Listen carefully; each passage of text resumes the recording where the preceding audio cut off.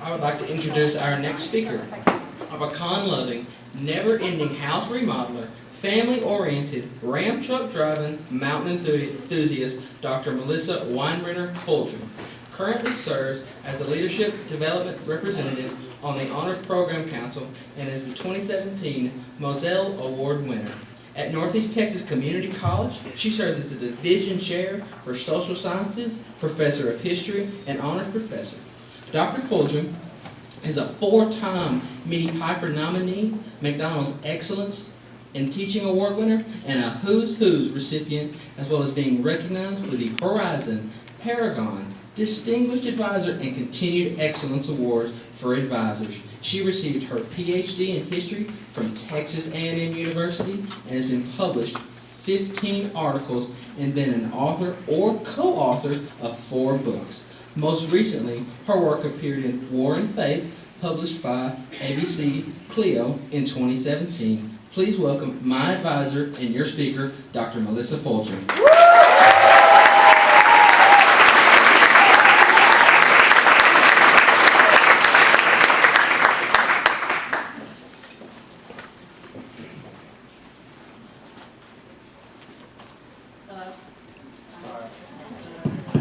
Okay, we'll make sure everything is working.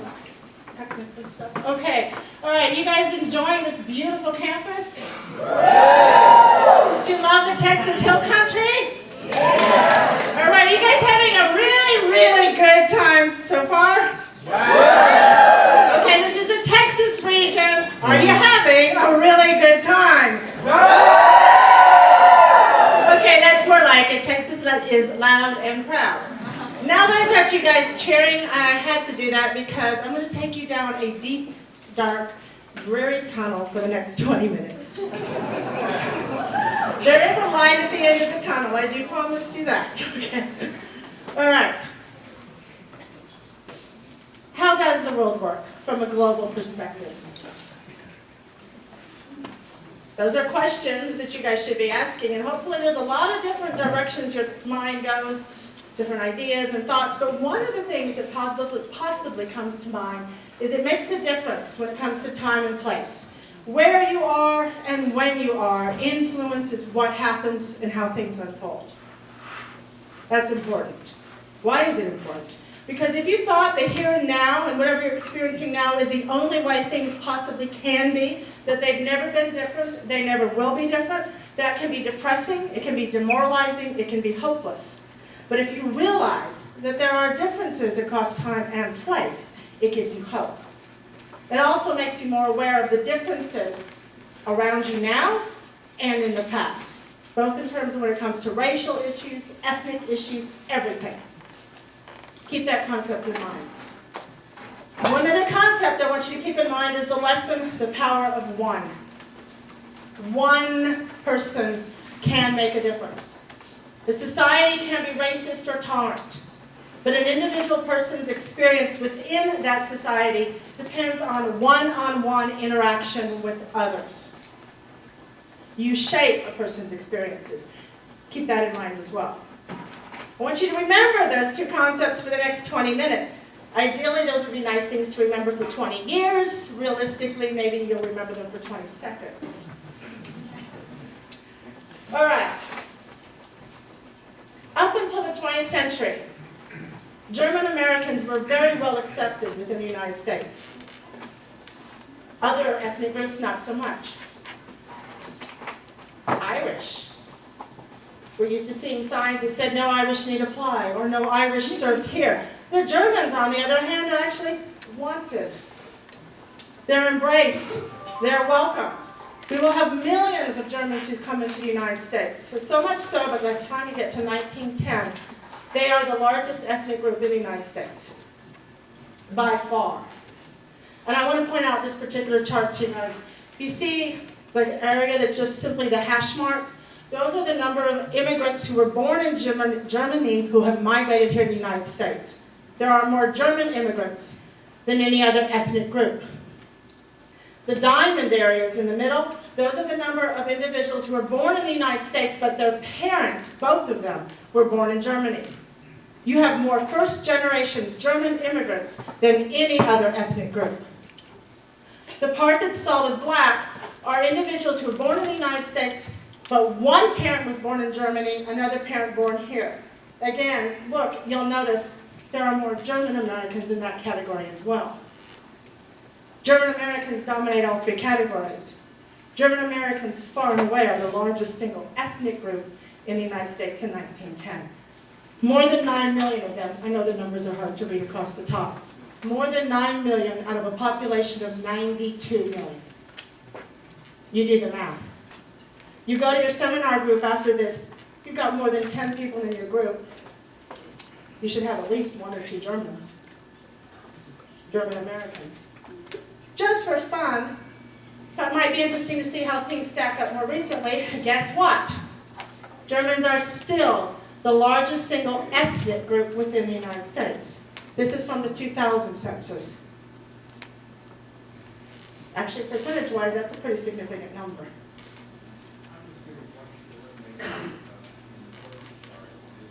I didn't. This is the census. This is not me. This is not my tabulation.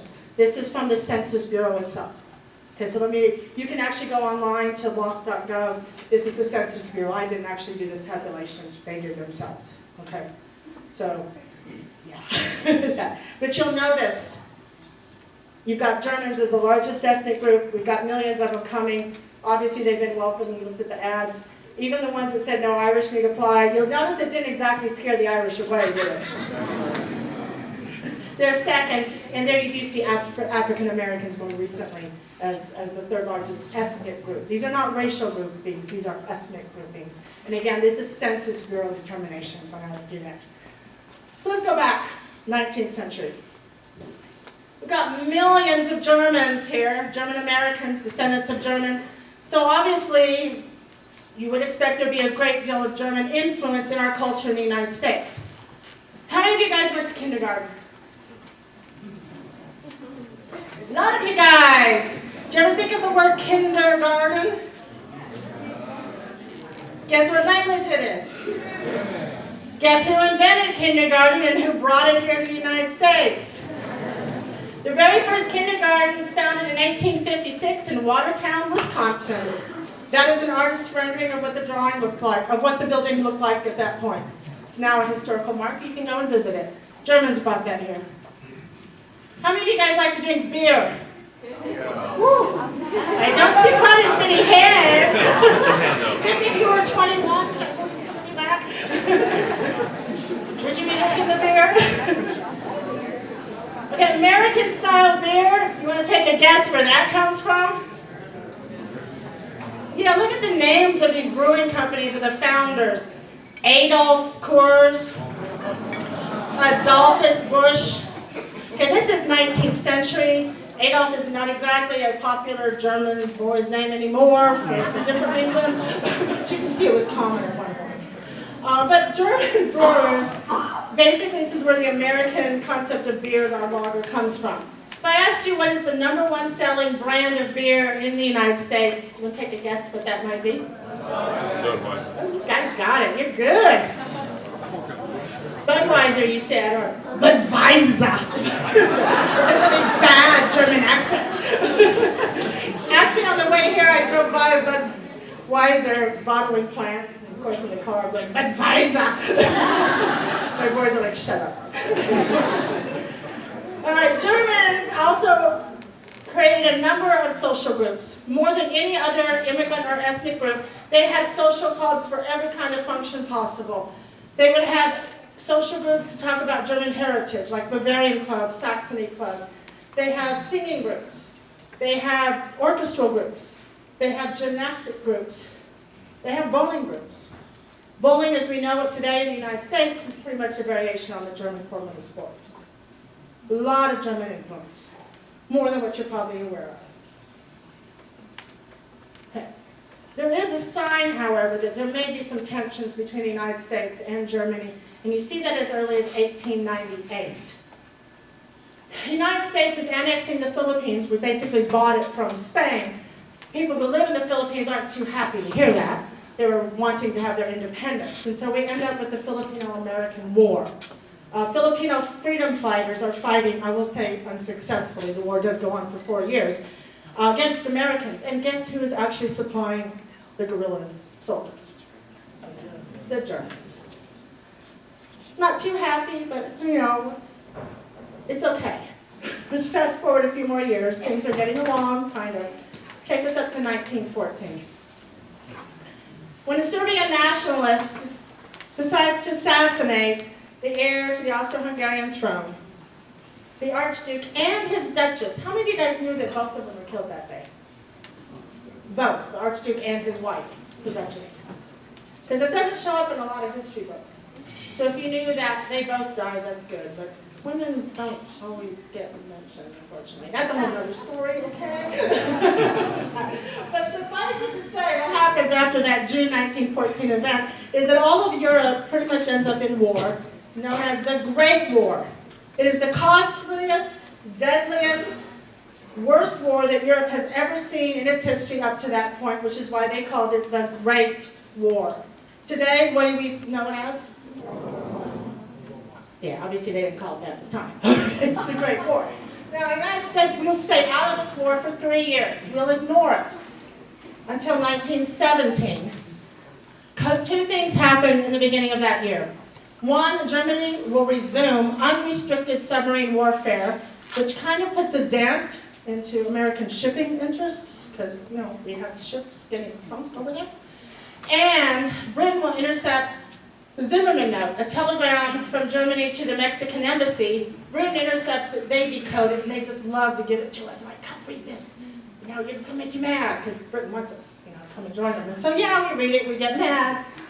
We're like, Germany, how dare you try to get Mexico to invade us? And between those 2 things, that's enough that in April 6, 1917, the United States does declare war on Germany. I want you guys to take a note at the headline at the top right.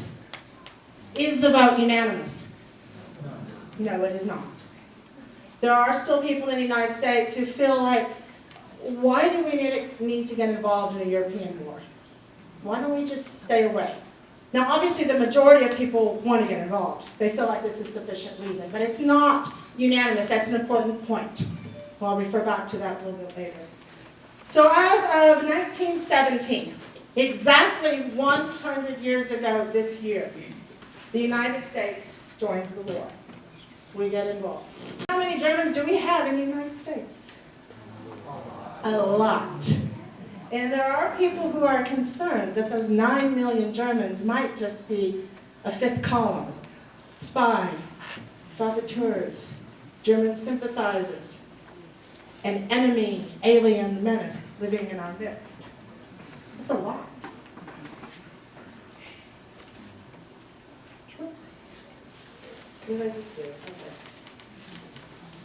President Wilson agrees that these Germans are a threat. There's too many of them. And so they begin fingerprinting Germans and German Americans who've lived here, who were born here. They will ask them to register. You have to carry your papers with you now wherever you go. And those who are deemed dangerous are actually sent to internment camps. This is a story that doesn't show up in a lot of history books.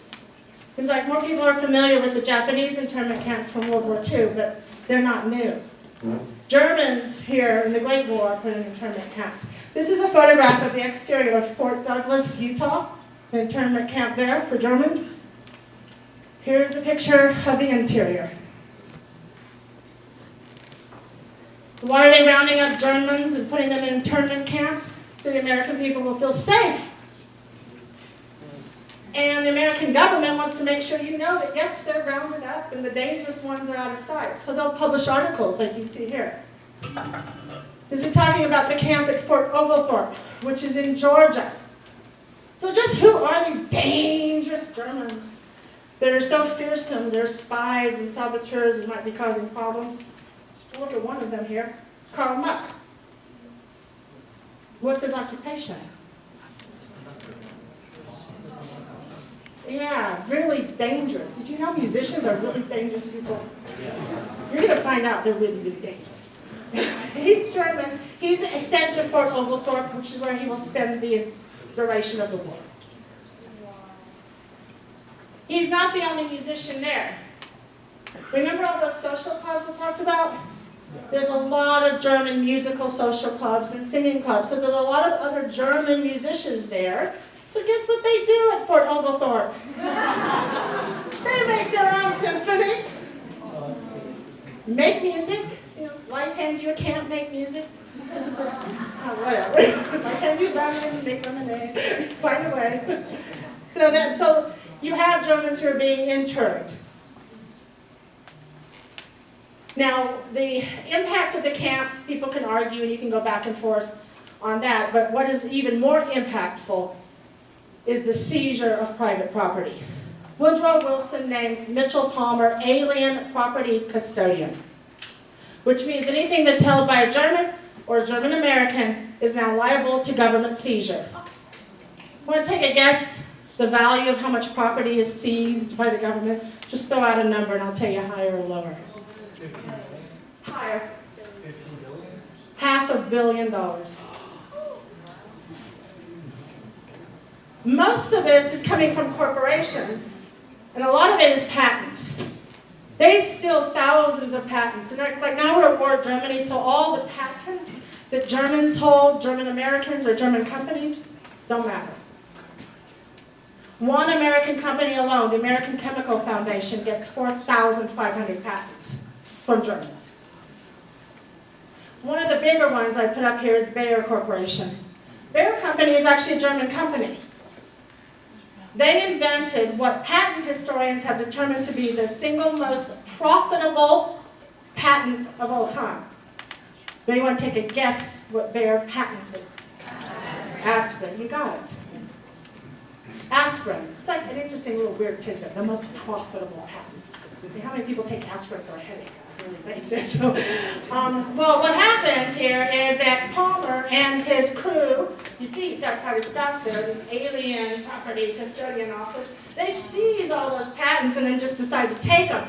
Bayer no longer has the patent for aspirin in the United States. They still own it in other countries, but not here. Now remember, when I asked you guys to take a note at the vote for the war, that it was not unanimous. Woodrow Wilson is very disturbed by that. If Americans are not unanimously behind the war effort, he doesn't like that. He just wants everybody behind it. So to make sure that everybody is unanimously supporting the war, he will hire George Krill, a public relations specialist, and he will create the Committee for Public Information. This is the only war we do this in.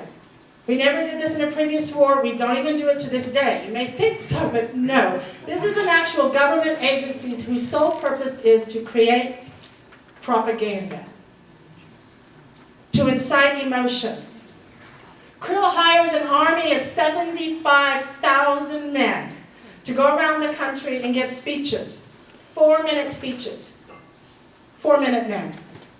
The reason they're called 4-minute men is back in 1917, if you went to the movie theater, it took 4 minutes to change the reels. And so during those 4 minutes, somebody could stand up in the movie theater and give you a speech telling you why you should support the war effort, why you should hate Germans. And these men will give speeches at ball clubs, games, public rallies. Picture here is one that's given in Wall Street. They're whipping the crowd up in a frenzy because that's the intent. Krill will make use of every form of social media that's available in 1917. Speeches, posters, pamphlets, films, songs, Broadway plays, all of it. I'm just going to give you a couple of examples of how they're portraying the Germans. Portraying them as power-hungry brutes that must be stopped at all costs. As rapists. It's not subtle. None of it's true. Strong stuff. As child murderers. And I'll read you this part here, when they talked about the Germans being inhuman beasts. There is the inhuman beast, by whose explicit orders, printed in black and white in his book of instruction to officers, the most blood-curdling crimes have been committed on young girls and their mothers, on young wives and on aged grandmothers, by whose explicit orders young boys have been cruelly tortured and mutilated, by whose explicit orders babes have been skewered on bayonets. So the American public is reading this. It's not true, but you're reading this. You're seeing images like this. How are you going to feel about Germans? You're going to view them with suspicion and distrust, aren't you? They skewer babies. They torture women and children. So they start rounding them up, and even in society you view them with suspicion. And the government actually backs vigilante groups, officially. The American Protective League, an actual organization with the backing of the United States government. As you can read here from this headline, over 200,000 U.S. secret agents. And if you signed up and joined the American Protective League, you got a nice little badge, you're a secret agent, you even got a little piece of paper, they even have titles and ranks, and you're part of this little secret society, and you get to go to the diner and spy and listen to your people next to you and make notes on what they're talking about. And if maybe they say something in German, not so good. You're spying on each other, on your neighbors. What do you think is going to happen next? You have Germans who are beaten, lynched, and tarred and feathered. Lots of tarring and feathered for some reason. I don't know if you've seen pictures of what tarring and feathering looks like. It's pretty nasty, it's pretty messy, and it's pretty uncomfortable. Hate is messy. Tarring and feathering is messy.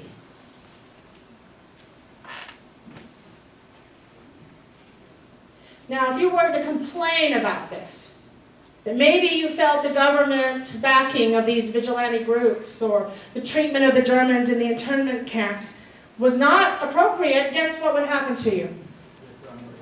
20 years in prison or $10,000 fine in 1917. The same year we entered the war, 1917, Congress passes the Espionage Act and the Sedition Act, which makes it illegal to say anything negative about the government, about the administration, about the president, about their conduct of the war, or how it is being waged. If that law were in effect today, how many of you guys have said something negative either about the current administration or the previous one? I've seen you guys' Facebook social feeds. This room would be empty. I would be speaking to a bunch of chairs.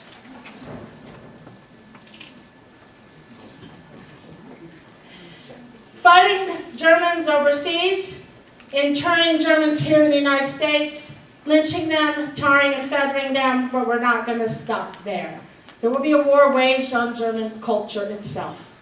The German language, this is a quote from California, any language which produces a people of ruthless conquerors, such as now exist in Germany, is not a fit language to teach clean and pure American boys and girls. So if any of you guys know German, it's a dirty language. Right, so they quit teaching German in the various schools. You see it starts dropping out of the high schools, out of the colleges, out of the universities. They're not going to teach it. I want to read to you a letter that was actually sent to the school that my grandmother attended.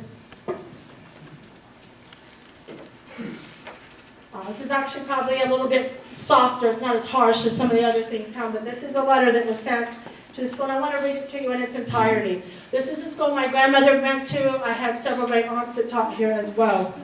I am writing to advise you not to hold your private German school this year. I know that you have fulfilled the requirements of the law by having the full 7 months term of English school, and that legally there is nothing to prevent your having the private religious instruction in German that you sometimes have. But reports are coming to me from various authentic sources to the effect that if you attempt to give your children instruction in German, During this time of war with Germany, plans are on foot to burn the books and otherwise break up the schools. Even though, as I am convinced, there is not the least disloyalty to the government in what you teach, yet, if anyone, through a mistaken sense of patriotism, not knowing fully the kind of instructions that you give your children, or having merely an unreasoning prejudice against the German language, should commit an act of violence against you, there would be no recourse to action under present public sentiment, although legally you might be entitled to it.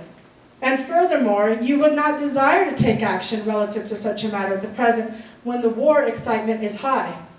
Therefore, I am writing to inform you as to the exact situation, to the end that you may not unknowingly be involved in trouble. Of course, I do not know that you are expecting to have such a school this year, but in order that you may be on the safe side, I am writing this letter to urge you to do nothing that would have the least tendency to bring reproach or criticism upon the loyal German-American citizens of Marion County.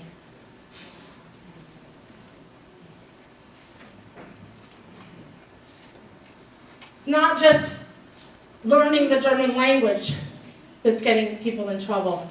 In the states of Ohio, Iowa, and Nebraska, speaking German in public or on the telephone was illegal. That law stays on the books in those 3 states until 1925, when the Supreme Court overturns it 7 years after the war is over. Not only are people not learning German, you'll notice they start changing the names of German foods. Sauerkraut becomes Liberty cabbage. Hamburger becomes Liberty steak. German shepherds become Alsatian shepherds. They even changed the names of streets. Streets that were named Hamburg or Berlin get new names. They're sticking off the map. Families who had names that were overtly German in the spelling decide to change their spellings. Give you an example that you guys are familiar with, Eisenhower. Originally it's spelled E-I-S-E-N-H-A-U-E-R. They change it to E-I-S-E-N-H-O-W-E-R. Doesn't look quite so obviously German. They also quit playing German music. Because just as the German language was dangerous, so is German music. It stirs up the emotions and the excitement. Oh, those really dangerous musicians and music like Beethoven, Bach, Mozart. Don't play any of that. You guys feel in a rebellious mood someday, put on some rebellious music. Throw on a little Fur Elise.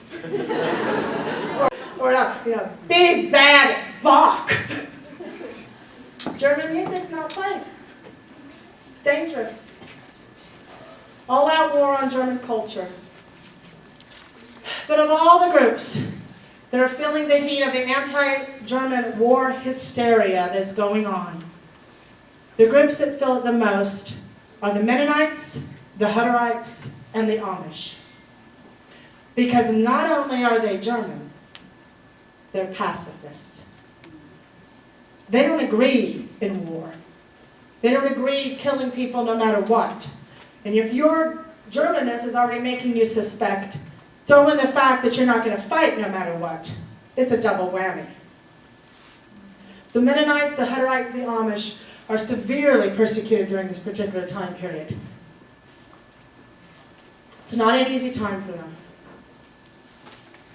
They don't agree in buying war bonds either. They don't want to support the war effort at all. And you have all these war bond drives going around the country.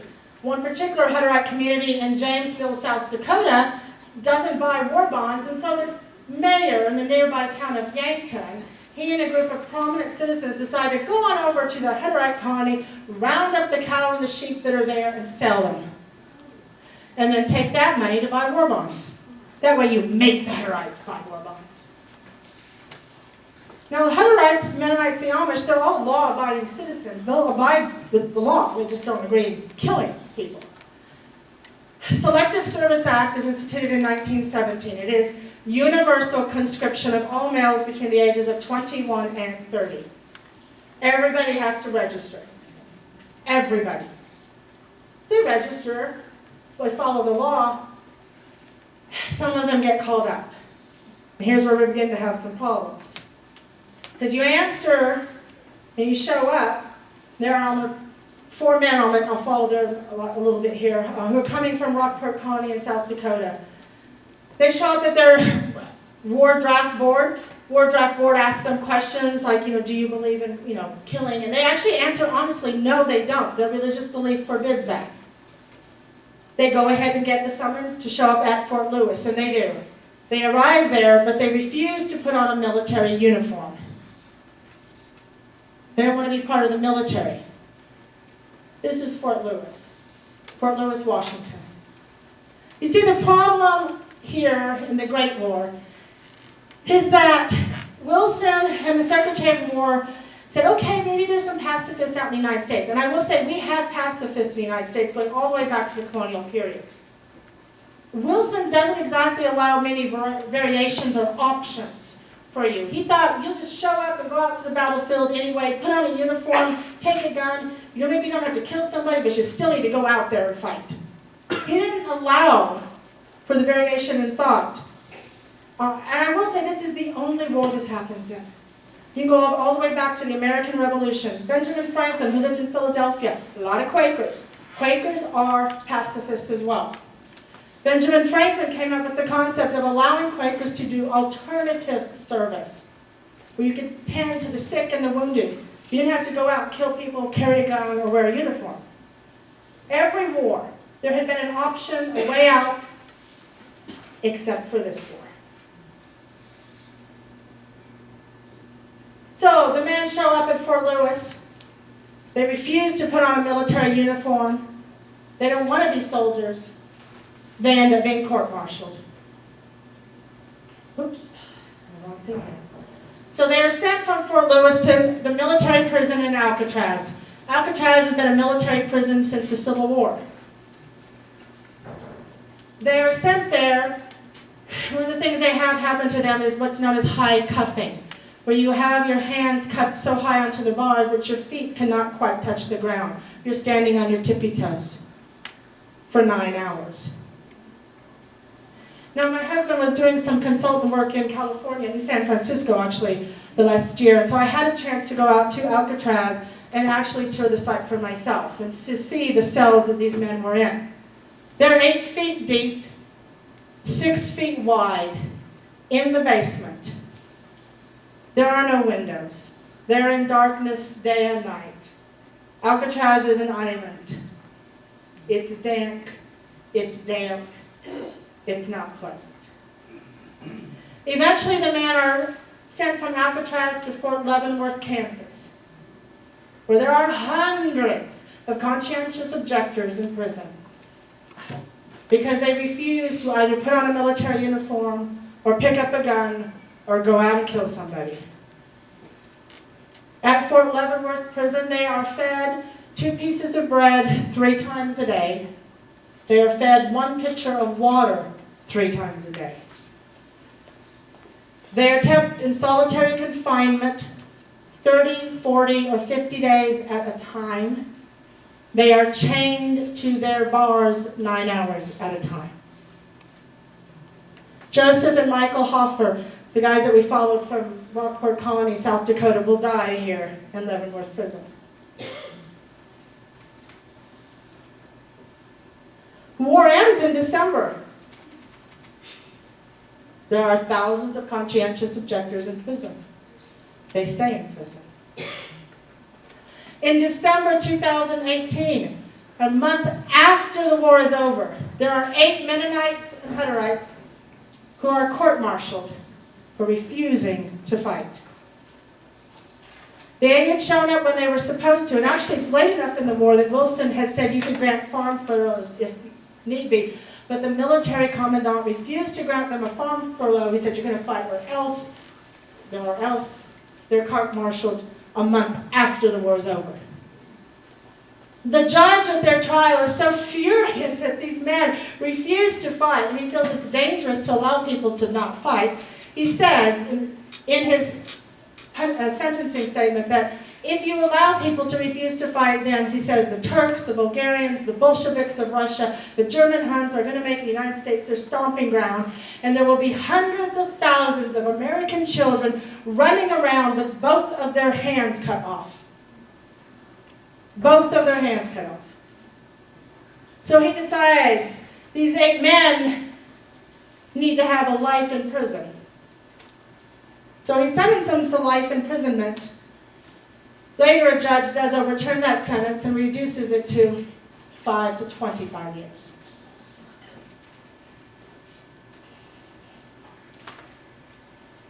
Why aren't these people fighting? It's just such an odd curiosity to the government. They can't quite make this out. What is conscientious objector? This whole religious thing for not doing it. Walter Kellogg actually goes around and interviews 800 conscientious objectors at different camps throughout the nation. He writes a book about it. This book will be used at West Point and by the Army for the next few years. It's still in print. I have a copy of it here. It's a reprint. The Army does not use this anymore. Let me give you an idea of what he says in here. Talking about the Mennonite, he says, he shuffles awkwardly into the room. He seems only half awake. His features are heavy, dull, and almost bovine. He uses the word bovine over and over again through here, speaking of Mennonites, Hutterites, and Amish as cow-like creatures of incredible stupidity, of dense ignorance. He says they are born as mental weaklings. That's why they refuse to fight.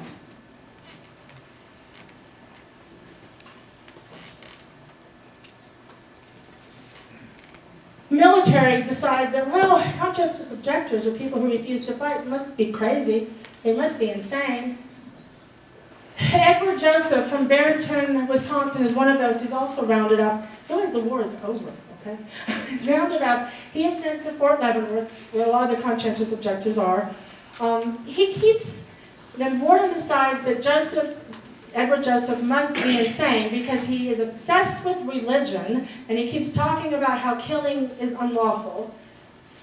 Because he must be insane, he has him sent to the St. Elizabeth Government Facility for the Insane in Washington, D.C.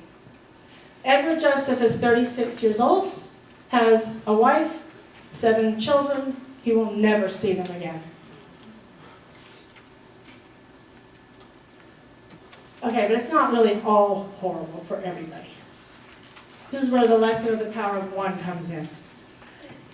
Remember those Hutterites that showed up from Rockport Colony, South Dakota, went to Fort Lewis and got court-martialed for not wearing a military uniform?